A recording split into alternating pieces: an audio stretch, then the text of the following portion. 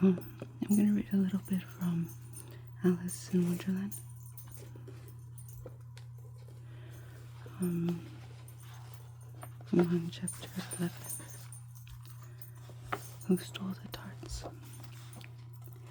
The King and Queen of Hearts were seated on their throne when they arrived, with a great crowd assembled about them, all sorts of little birds and beasts, as well as the whole pack of cards.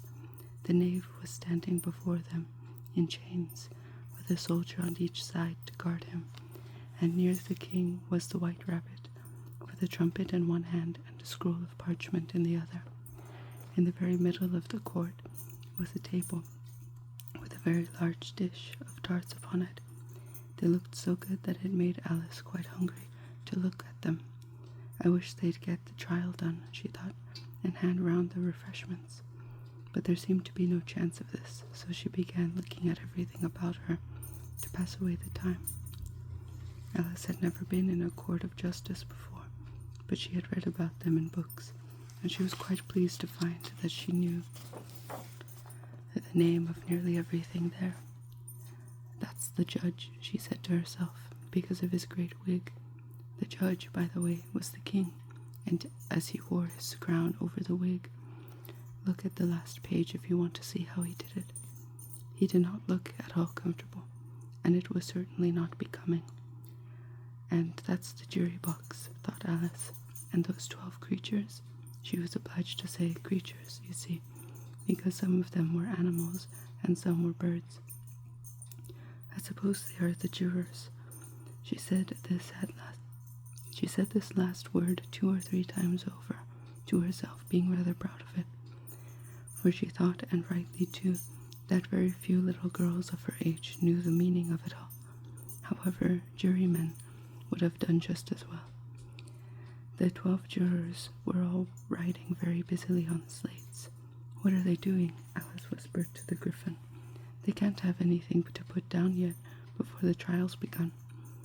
"They're putting down their names," the griffin whispered in reply, for fear they should forget them before the end of the trial.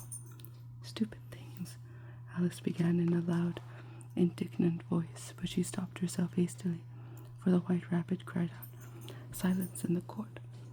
And the king put on his spectacles and looked anxiously around to make out who was talking. Alice could see, as well as if she were looking over their shoulders, that all the jurors were writing down stupid things on their slates. And she knew she could even make out that one of them didn't know how to spell stupid, and that he had to ask his neighbor to tell him. A nice muddle their slates would be in before the trial's over, thought Alice. One of the jurors had a pencil that squeaked. This, of course, Alice could not stand, and she went round the court and got behind him, and very soon found an opportunity of taking it away. She did it so quickly that the poor little juror, it was Bill, the lizard, could not make out at all what had become of it.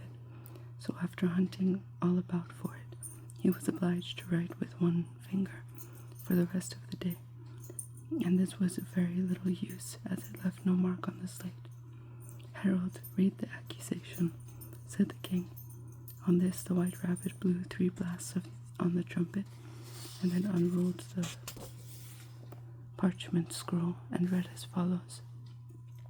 "The Queen of Hearts, she made some tarts all on a summer day. The Knave of Hearts, he stole those tarts and took them quite away." "Consider your verdict," the king said to the jury. "Not yet, not yet," the rabbit hastily interrupted. "There's a great deal to come before that." "Call the first witnesses," said the king. And the white rabbit blew 3 blasts on the trumpet and called out, "First witness." The first witness was the Hatter. He came in with a teacup in one hand and a piece of bread and butter in the other. "I beg your pardon, your majesty," he began, "for bringing these in, but I hadn't quite finished my tea when I was sent for." "You ought to have finished," said the king. "When did you begin?" The Hatter looked at the March Hare, who had followed him in the court, arm in arm with the Dormouse. 14th of March, I think it was, he said. 15th, said the March Hare. 16th, added the Dormouse.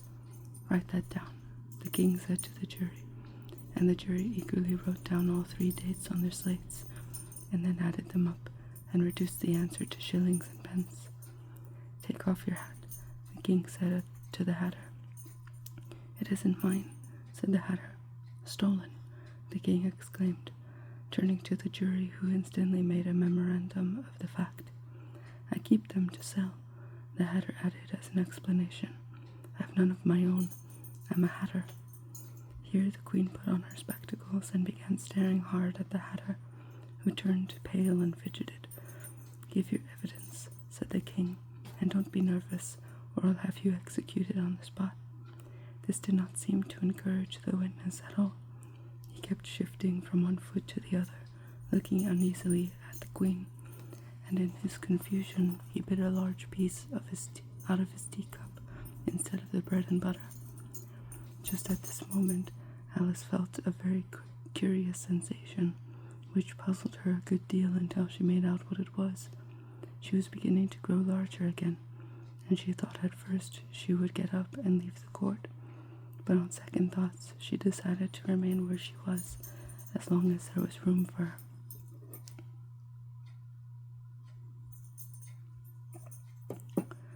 "I wish you wouldn't squeeze so," said the dormouse, who was sitting next to her. "I can hardly breathe." "I can't help it," said Alice very meekly. "I'm growing." "You have no right to grow here," said the dormouse. "Don't talk nonsense," said Alice more boldly. "You know you're growing too." "Yes, but I grow at a reasonable pace," said the dormouse. "Not in that ridiculous fashion." And he got up very sulkily and crossed over to the other side of the court. At this time the queen had never left off staring at the hatter, and just as the dormouse crossed the court, she said to one of the officers of the court, "Bring me the list of the singers in the last concert," on which the wretched hatter trembled so that he shook both his shoes off. "Give your evidence," the king repeated angrily, "or I'll have you executed whether you are nervous or not." "I am a poor man, your majesty," the hatter began in a trembling voice, "and I hadn't but just begun my tea, not above a week or so, and what with the bread and butter getting so thin, and the twinkling of the tea—" "The twinkling of what?" said the king. "It began with the tea," the hatter replied. "Of course twinkling begins with a T," said the king sharply. "Do you take me for a dunce? Go on." "I'm a poor man," the hatter went on, and most things twinkled after that. Only the March Hare said, "I didn't," the March Hare interrupted in a great hurry. "You did," said the hatter. "I deny it," said the March Hare. "He denies it," said the king. "Leave out that part." "Well, at any rate," the dormouse said. The hatter went on, looking anxiously round to see if he would deny it too, but the dormouse denied nothing, being fast asleep. "After that," continued the hatter, "I cut some more bread and butter." "But what did the dormouse say?" one of the jury asked. "That I can't remember," said a hatter. "You must remember," remarked the king, "or I'll have you executed." The miserable hatter dropped his teacup and bread and butter, and went down on one knee. "I am a poor man, your majesty," he began. "You are a very poor speaker," said the king. Here one of the guinea pigs cheered, and was immediately suppressed by the officers of the court. As that is rather a hard word, I will just explain to you how it was done. They had a large canvas bag, which tied up at the mouth with strings. Into this they slipped the guinea pig head first, and then sat upon it. "I'm glad I've seen that done," thought Alice. "I've so often read in the newspapers at the end of trials there was some attempt at applause, which was immediately suppressed by the officers of the court, and I never understood what it meant until now."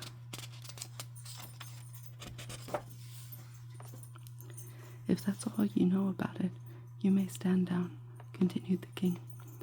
I can't go no lower," said the hatter. "I'm on the floor as it is."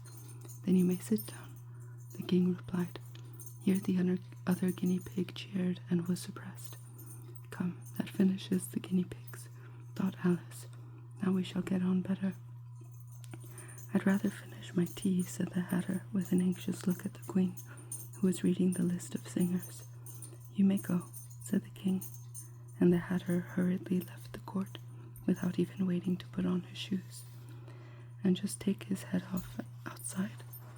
The queen added to one of the officers, but the hatter was out of sight before the officer could get to the door.